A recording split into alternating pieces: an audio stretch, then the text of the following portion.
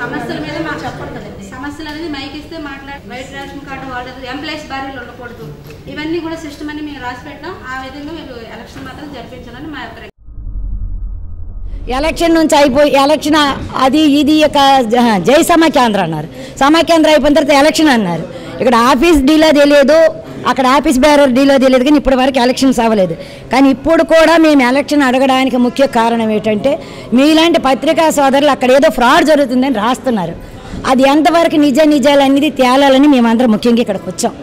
ఎందుకంటే అక్కడ ఉన్న ఆఫీస్ బేరరు, నేను ఒక ప్రెసిడెంట్గా అక్కడ మీటింగ్కి వెళ్తాను, మా అంబ్రెల్లా మెంబర్ వెళ్తారు. కానీ ఆ 140 మందితో చెల్లిపోతుంది ఆయన. ఇది 8,000 గ్రూపులు సుమారుగా ఉన్నాయి. 8,000 గ్రూపుల్లో మరి 80,000 మంది మహిళలు ఉన్నారు ఈ సిటీ లెవెల్లో. వీళ్ళంతా అందులో బాధ్యులు అవుతారు రేపు. అందుకని చెప్పేసి మేము ఇప్పుడు కమిషనర్ గారి దగ్గరికి రావడం జరిగింది. కానీ ఎవరిని ఉద్దేశించి కాదు, మాకు సమైక్య లేక కాదు, మాకు అందరికీ సైక్యత ఉంది. కానీ పద్ధతి ప్రకారం వెళ్ళిపోవాలని ఈరోజు అందరం ప్రెసిడెంట్లము అంబ్రెల్లా మెంబర్లు వచ్చి ఇక్కడ మెమోరాండం ఇవ్వడం జరిగిందండి. అది